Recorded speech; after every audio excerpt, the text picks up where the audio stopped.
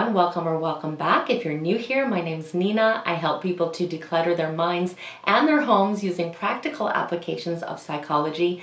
And today we're going to be talking all about why we tend to lose motivation when we have large decluttering projects or tasks, and how we can learn to gain that momentum and that motivation back even when we feel completely overwhelmed, or even when it seems like a monumental task. Because let's face it, it may very well be a monumental task. And I want you to know before we even get started that no matter how hopeless or helpless you feel, no matter how many times you feel that you've tried this and failed at this, or no matter how cluttery or messy your house actually is, that cleaning and decluttering is something that you can achieve. And if this is something that you struggle with, I want you to know also that you are not alone, not at all. This is something that I see over and over and over again, especially that aspect of losing motivation. I see it all the time where people will live in mess and clutter for years and years and years, and then all of a sudden find this inspiration to clean up and declutter, and they start the project with a ton of energy and enthusiasm. And then within a few weeks or a few days, they completely abandon the project because they feel overwhelmed. They feel completely frustrated, and they feel like this is something that they can't actually accomplish. Now, if this all sounds familiar, I was right there with you. I struggled with mess and clutter for years, but I would go through these cycles where I would get that motivation to clean and declutter, and I would start on the process. And then within a few days, of course, I would get demotivated and feel like I was completely in over my head and that this was an impossible task. If you've been watching the channel for a while, however, you know that this is an area of my life that I was able to completely transform. And I did this by studying the psychology behind the issue and then slowly but surely making changes to my habits and my lifestyle. And so now what I try to do with the channel is take everything that took me like a decade to learn and really condense it all down into manageable steps and principles that can make this process a lot less overwhelming. Now, I have made a full playlist all about the different reasons why we may struggle with clutter in the first place, and there are a lot of different issues or anxieties that can contribute to this. And I will go ahead and leave that playlist in the description box below if you have not seen these videos. I definitely suggest that you look into them, because when we can understand our own psychology and our own tendencies, it makes it a lot easier to really start addressing these issues. But today I wanted to specifically discuss the number one reason that I see that people do lose motivation in this process, and of course what we can do to overcome it. And before you start thinking that your case is way too extreme to ever be able to manage, I want you to know that I designed these videos specifically for people who greatly struggle in this area like I did. So when I'm talking about mess or clutter here, I'm not really talking about people who have one or two boxes that they need to sort through, or people who could probably tidy up their entire house in 30 minutes or an hour. I'm talking about those of us who have extreme projects that they need to take care of, garages that are completely filled, boxes everywhere, drawers that don't shut anymore, tasks that feel monumental. I do want to mention also that many of us are struggling with physical health issues or mental health issues, or maybe going through extenuating circumstances or dealing with loss or grief, and any of these things can make this process very difficult. So if this is the case for us, we want to make sure that we are putting our well-being first, and that we are offering ourselves enough self-love, self-compassion, and self-understanding in this process.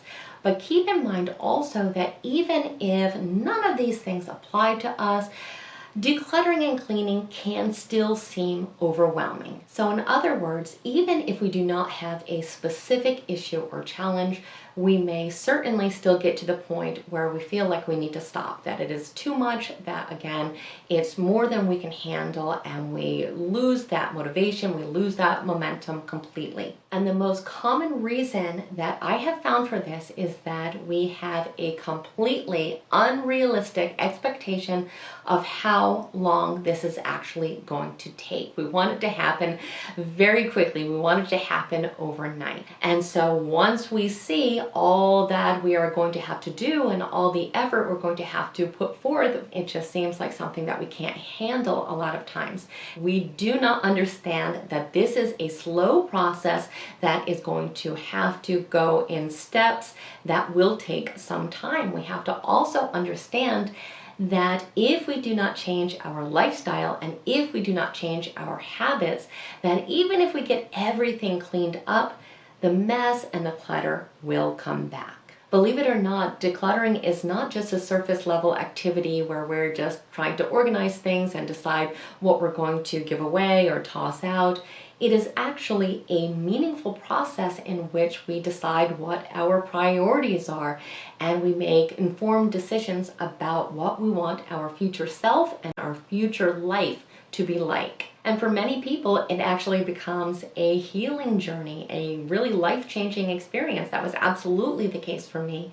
In fact, I have a whole video about my own healing journey through decluttering. I will link that down as well in the description box below. We have to know before we start, however, that it is going to take some time, and that's okay because it is time that is extremely well invested. It contributes to us feeling empowered, to taking control of our life, to raising our self-esteem, and also offering us the huge reward of having a home that is relaxing and something that we can be really proud of. So where do so many of us go wrong? Why do so many of us just give up on this?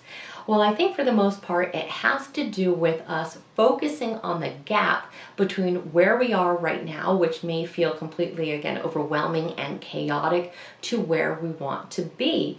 And we may feel like the gap between these two places is too much. So even if we have that motivation, again, at the beginning, when we start to realize that this is a process that is going to take a lot of time and energy, we feel like we're not going to be able to see it through, that we're not going to be able to finish the race.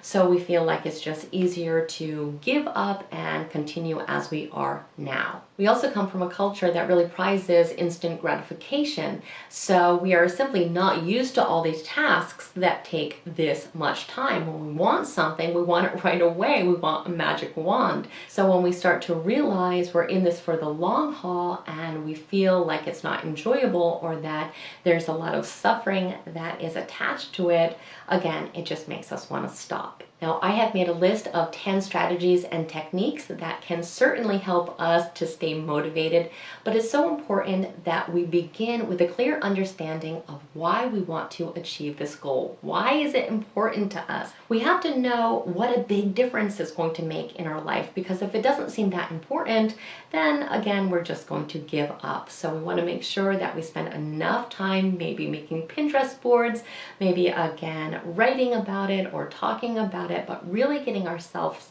very excited for this process. And when we are thinking realistically about this from the very beginning, we have like 100 times greater of a chance of actually finishing and following through on the task, because it all starts with mindset. So we have to go into the process knowing that it is something that we can do. It's going to take some time, but it is completely worth it. So with all of that being said, let's talk about the 10 things that we can do to stay motivated during this process. The first thing that we need to do is to create small, manageable goals. And we want to go into this entire process with a plan, even if that plan just takes 5 minutes before we get started. We want to think about what we want to accomplish first and make sure it is a task that we can complete in the amount of time that we have. We don't want to just walk into the garage and get completely overwhelmed and not know where to start. We want to know ahead of time exactly what we're going to be doing. And we want to make sure if it's something that is going to take longer than the amount of time that we have, that it's something that is okay to be left out. We don't want to have boxes in, disarray that we're going to be tripping over that eventually just become even more clutter than we started with.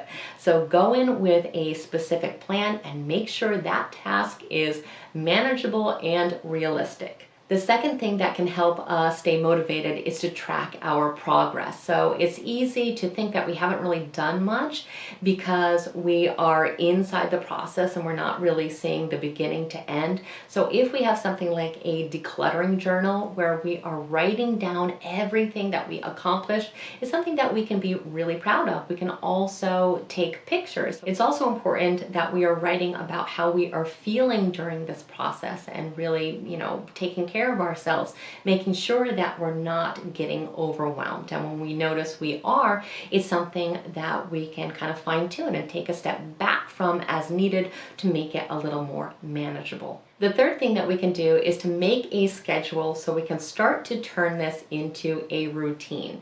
Because the most important thing here is that we are developing new habits. So we have to do this on a regular basis in order to do that.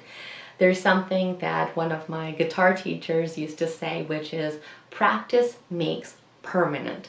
Not practice makes perfect. We're not going for perfection here. Perfection is not even obtainable, but practicing something, repeating something over and over and over again makes that habit permanent. So when we can make something a routine, let's say Monday, Wednesday, Friday, we're going to work on decluttering for 30 minutes, or we're going to work on decluttering Saturdays from 1 to 4 o'clock, whatever it is, it becomes this habitual thing that we do that becomes part of our comfort zone. When something becomes part of our comfort zone, part of our routine, part of our habits, it is permanent. Now, I have made 2 specific videos on how to create these habit changes in decluttering, and I will go ahead and link those down in the description box below, because again, habit change is the key to changing absolutely anything and everything in our lives. Now, the fourth thing that can be extremely helpful in motivation is to find support, and we can find support through a friend, a family member,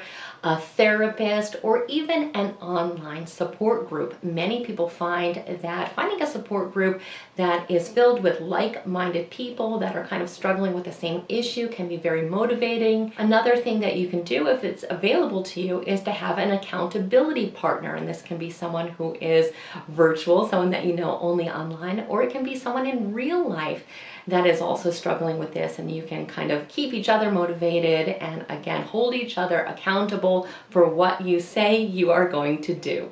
Now, the fifth thing that you can do is to create a reward system. So you have something that you are going to do for yourself when you accomplish these tasks. And it does not have to be something that costs money. It does not even have to be a big deal. But for many people, rewards are a huge incentive. And I am not ashamed to say I am one of those people. I love to give myself a reward for doing or accomplishing tasks that I do not find that pleasant to do. So especially if we have kind of some negative emotions that surround decluttering, sometimes it can be nice to say, you know what, if I declutter today, I'm going to take a long bath, or I'm going to take a walk on the beach, or whatever it is for you. You can also think of some huge reward at the end. Again, it does not have to cost money, but you can say, for example, when I am done with the decluttering process overall, or when I'm done with this bedroom, or whatever it is, we're going to take a weekend and go on vacation or something like that. But for many people, they find that having these specific rewards is pretty motivating. Now, the sixth thing that we can do is to try to make it fun. And I know you may be thinking that you do not enjoy cleaning or decluttering, and there's no way to make it fun, but that is not true. So for me, I love music. So I know when I'm going to be doing a task that I do not particularly enjoy, I make sure that I have my earbuds in, that I'm listening to my absolute favorite music, and it does make it a lot more fun for me. A lot of other people like to listen to podcasts or have videos that are inspiring to them on in the background. Or another technique that some people use is to have a friend or a family member just come over and keep them company. Usually people like to be in control of their own decluttering process, but sometimes having someone else there just to make sure that, again, you are being held accountable and, just to have a little bit more fun in the process makes it a lot easier to stay motivated. The seventh thing that we can do is to make sure that we do not overdo it, because It is very easy to get overwhelmed. A lot of times we have that inspiration at the beginning and we keep going, and then we realize that too much is too much. So we want to get into the habit of really listening to our body and our emotions and knowing and understanding when it's time for us to take a step back or to take a break, because if we get to the point where we are overwhelmed, where it is too much for us and we have overdone it, then we're not going to want to continue in the long run. The eighth thing that we can do is to create a maybe box. I know I say this in a lot of videos, but believe me, this saves a lot of time and energy, because what happens a lot of times when we are decluttering, there are items that we are just not ready to make a decision about. And we will sit there and we'll agonize over this one coat or the china or whatever it is. Let's save all of these things for last. The things that we know that are going to be major decisions for us, let's save them as last, and let's take everything that's even in question at all and just stick them in the maybe box and move on. I did this myself the other day. I love to declutter. I'm very used to this process, and the maybe box is something that I still need, because sometimes we do need a little time to really think about what the destination of this object is going to be, whether we're going to give it away or whether we're going to bring it back into the house. So having that maybe box just solves a lot of problems, because we can keep pushing forward without getting stuck. The ninth thing that we need to do is to stop waiting for inspiration. So many of us think that we are going to declutter and clean when we feel inspired to do so. But again, that inspiration may or may not ever come. And in fact, research really shows us that more often than not, inspiration and motivation actually come from action. So we have to take that action first. We have to actually get started.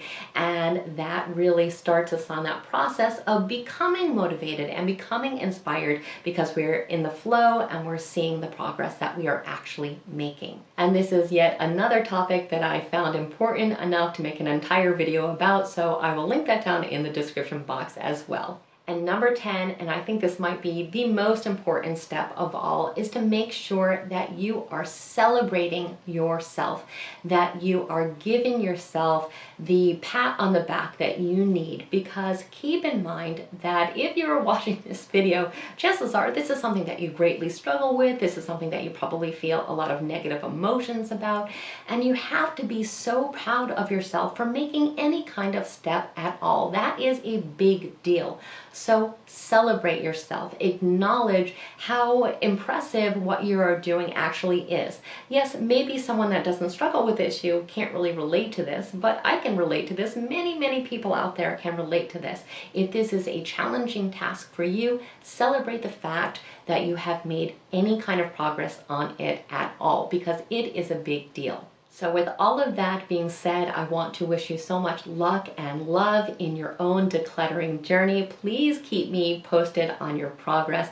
I love to hear from you all. And as always, if you found today's video to be helpful or insightful, please don't forget to like it, share it with anyone else who may benefit from this type of support, and definitely become a subscriber if you are not one already. We absolutely want you to stay connected, and I hope the rest of your day is extraordinary.